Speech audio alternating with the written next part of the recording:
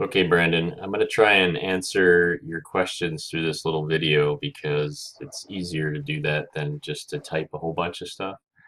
But let's be honest, this lab is long. There's a lot of stuff in here, so it is challenging. And of course, that PowerPoint is enormous.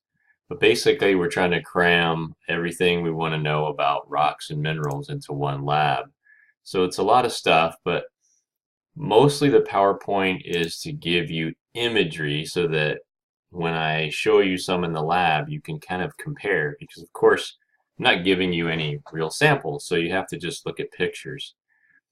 Ideally, it's focusing mostly on the rocks, so there is a mineral portion here, but mostly it's about the rocks and how they form. And so there's some ways that we classify igneous rocks. So what the PowerPoint's doing is initially it has to tell you some terminology because basically we classify igneous rocks by texture and composition, and that's it. But we have to tell you what textures and what they look like, and we have to tell you about compositions and what they look like. The good news mostly is that they're pretty visual. You can see even the compositions because in igneous rocks we tend to use color to help us with compositions. And so really this first part is explaining to you the different terms, what textures we see, coarse, and this is what coarse texture looks like in igneous rocks. Fine grain textures, this is what fine grain textures look like in igneous rocks. Porphyritic, vesicular, these are all texture terms. And so we're going to use those to help us identify. And then we have to know compositions. And so here we're going to use color, and the term we use for compositions are felsic, intermediate, mafic, and ultramafic. And how do you know which is which? Well, when you have really big crystals like you see on the screen here, we look at how much dark minerals are in them. If they're not a lot, meaning the rock is overall pretty light in color, we're going to use that to tell us it's more felsic. For the rocks that don't have big crystals, we can use overall color. We can do that for, let's go to the other extreme. Mafic is going to be mostly dark minerals, whether they're big or small. Overall, the rock color will be fairly dark. That would tell you it's mafic. And so what do you do with all this? Well, if you go to slide 83 here, that's actually the chart that we'd like you to use once you understand what all those terms mean. Here's the compositions. You have a felsic composition based on color, intermediate, mafic.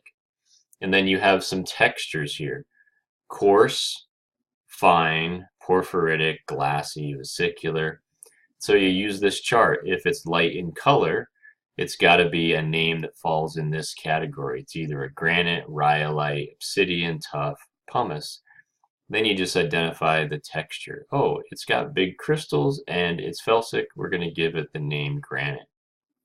And so in the lab, it's basically doing that. It's saying, which of these is intermediate? So basically what I'm asking you is, which of these is kind of in the middle? It's not the darkest, not the lightest. And be careful, it's also volcanic. So it's showing you that it's finely crystalline, small crystals. So it can't be A because those are too big for a volcanic rock. That term is in the PowerPoint. Volcanic is a term for finely crystalline. Same with this one. Plutonic is a term for big crystals. So which one of these has big crystals, number one, and is light? Can't be C or D. It's got to be one of these two, A or B, and B is lighter overall, so we would say that's the felsic one. But what do we call it? Well, you got to go back to the chart. We know it's big crystals and felsic. We come back to our chart. Big crystals here, felsic, that must be a granite. So that's the process that we want you to go through when you're doing the lab here in Canvas. For igneous rocks, right? Texture and color are helping you, and that chart that's on 83 should be the one that you would use. Everything previous to that is explaining what does that texture mean? What does that composition mean? How do you read the chart? And of course, that's duplicated in the next section when we talk about sedimentary rocks, right? We have to give you some information about, how do sedimentary rocks form? How do we classify them? Here it's telling you that instead of like igneous rocks, we don't use color and texture. We use the term clastic, whether the rocks are made up of fragments or whether they're made up of a chemical process where they're precipitated. So your mission is to look at a sample and determine, is it made of pieces or not? Because once again, if you go to slide, let's see, where's that guy at? There's one here at 110.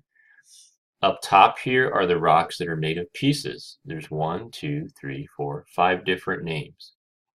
What you want to do is, are they big pieces or small pieces? That's going to help us figure out the name.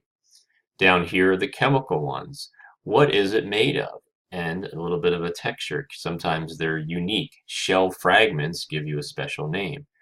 And so typically with the chemical sedimentary rocks, we want to know what it's made of.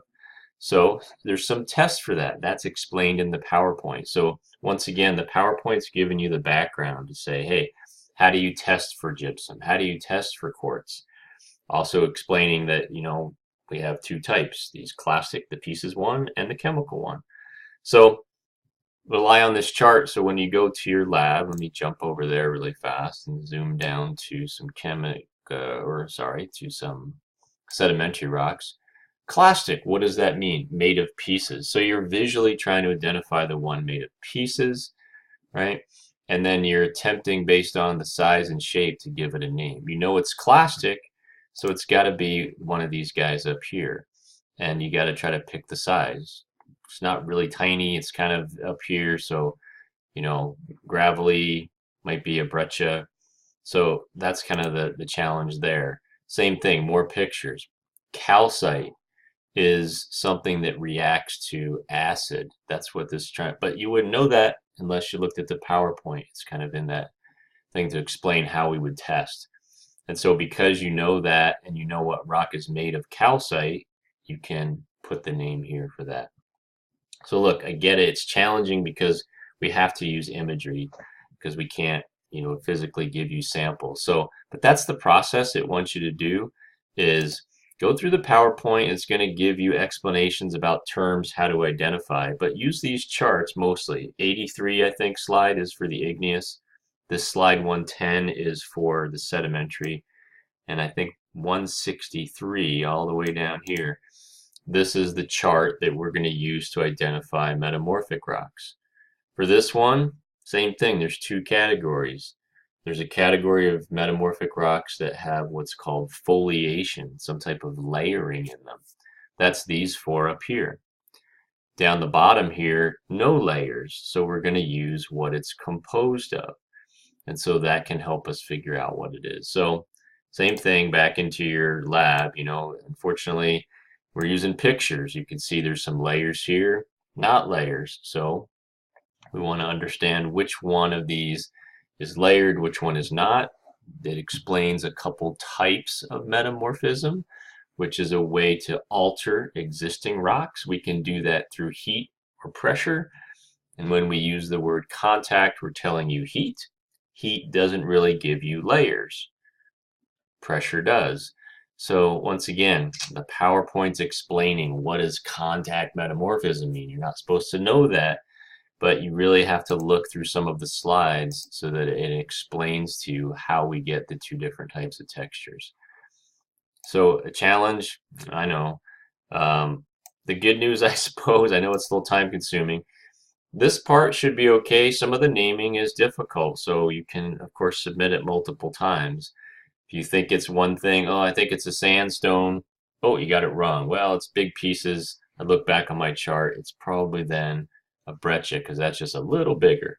So you might have to go back and do that. So there shouldn't be a whole lot of blank pages in there. Sometimes they're blank if there's a video that's linked to it in the PowerPoint.